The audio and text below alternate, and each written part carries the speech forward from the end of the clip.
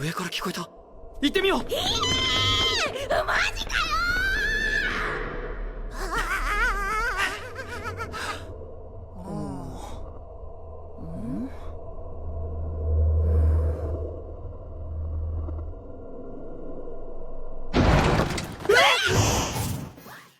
My friends, we need to have a conversation about Call of the Night. Before we do, though, we just got done watching Season 2, Episode 3, and I think this was another episode of Call of the Night. Nazuna investigating her past. What ties does she have to the hospital? Obviously, to me, she was probably a sickly person dying, and the girl that... I don't remember what the vampire's name is. Kabura, I think is her name. She works at the hospital. She's probably been working there for a really long time, and she obviously has ties to it. If I had to put just my guessing game on, it's either Kabura or another vampire who also worked at the hospital. Probably felt really bad for her. She was probably really sickly. Maybe she was on her deathbed, and they decided to turn her so she could get a new lease on life the only way they know how, which is by being a vampire. And she woke up in her loft or whatever because they kind of put her back where she came from, and the reason she has memory issues is most of her life was maybe spent in the hospital. Again, I could be completely off base, and it could be that none of that is true, but if we just had to guess on how anime tropes work, that's kind of how it would work. The other thing that this episode did really, really well is Anko at the beginning. Anko is effing crazy, and you love her, and she is... There's just something special about Anko. Now, my favorite character in the show is Akira. I think Akira is best girl for sure, but Anko is... Obviously, you gotta have love for Nazuna. She's...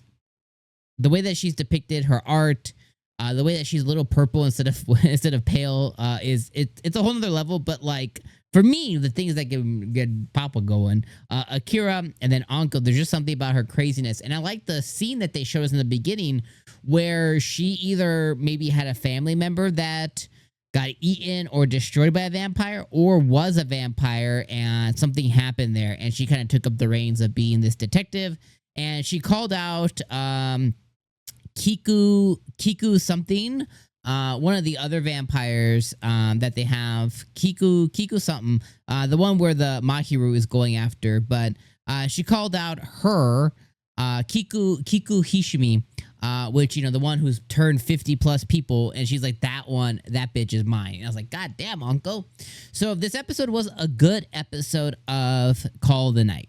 Now, if I had to give it a rating, 8 out of 10 episode. I think it was a solid episode of Call of the Night. And whatever I say after this, don't get me wrong, I love Call of the Night. I think it's awesome. It is artistical masterpiece. But you know, have you ever had those moments where you're like, did I just wake up? Like, did I just wake up to this? Like, how did I never see this before?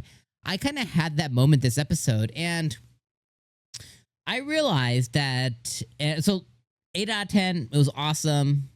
If you don't want to hear any criticism of Call of the Night, I appreciate you guys stopping by for the video. Make sure you guys hit like, comment down what your favorite part of this episode was in the comments below. Love y'all.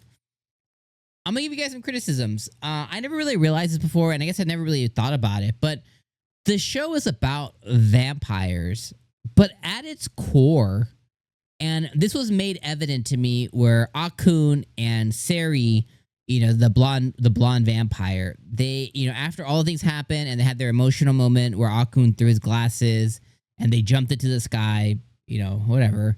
They're like, what do we do? Let's just go have fun. I was like, shit, I never realized before that this show is centered around vampires, but it's centered around vampires just having fun at night. And I was like, that is such a loose... That's such a silly thing to write your story around. It's just these vampires that are just... And you can kind of, you know, it kind of makes sense in a way. You know, vampires live for a long time. They're, you know, they can only live at night, you know, if they're going by traditional sense, if they're not like, you know, the chosen one or whatever. It makes sense in a way. You know, they live forever. Eventually, they stop taking life seriously. They just... Girls just want to have fun. You know what I mean? Like, it's just one of those things. So it makes sense. I get it. But I was like, man, it's such a loose storyline of like, oh, let's just have fun at night. You know what I mean? And obviously some of them like Kabura and some of the other girls, they work and stuff because you have to work, to support yourself or whatever. But I was like, that's such a silly concept. It's just vampires wanting to have fun. And Nazuna is a big proponent of, she's just, she has her business, massage business, whatever. But she also just have fun. You know what I mean? Night after night after night. And it's like, that's such I don't know how I feel about that. And the other thing this episode is I had realized it before. So what I'm about to say is I realized it. And I want to be clear. It's fictional. It's a made-up story. It doesn't matter. You can put whatever number you want on it. And it really doesn't matter. Just put a number on it to make you feel better at night. Again, none of these people and characters and nothing that is in the story is real, whether they're 2 or 2,000 years old. But it never really clicked with me before that 𝐒𝐻 is only 14. And when I was thinking that in the context of the story, is like, where the F is his parents? Like, I know where his parents are, and I know he explained it last season of like, they're busy, blah, blah, blah, blah. But like, I was thinking like, that's not far off from my kid's age. And I'm like, there's no way in the world that no matter how busy at work or what, no matter if I could be the triple OG CEO at a Coldplay concert, if you know, you know. It's funny shit. There's no way that I would allow my child of that age be out at night without supervision. I don't care if we're in Japan or Korea or Mexico or Canada or anywhere. Like, it's just a no. Like, they're a child. And I was like, how? Like, you know what I mean? And when you start thinking about those things, again, it's fictional. It's made up. The story is told in a way of, because that's what they wanted to tell. It's about a kid, not, with insomnia, just figuring himself out. It's like, no, bitch, you go to school. I don't give a fuck. I don't care if you don't sleep. I don't care if you don't sleep, period. You're going to go to school. But he just loosely, like, just not in, like, no. So I was like, man, I can't. And then the second thing I was thinking about, which got brought up, is obviously Nazuna and him are in love or whatever. And this episode, she reveals her age as she's like 40. I mean, she's like, roughly give or take a year or two because she can't remember. But she's like 40. And I'm just like, yo, bro's 14. And I get it. He brings kid-like wonder legitimately, to the table. I was like, you know what I mean? Like, we're kind of skewing a little bit there. You know what I mean? 14's a little crazy. 16, I mean, at least at his stage of consent there, but 14 is like, I don't know about that, fam. But again, they're vampires and whatever else, you know what I mean? Twilight could do it, they could do it.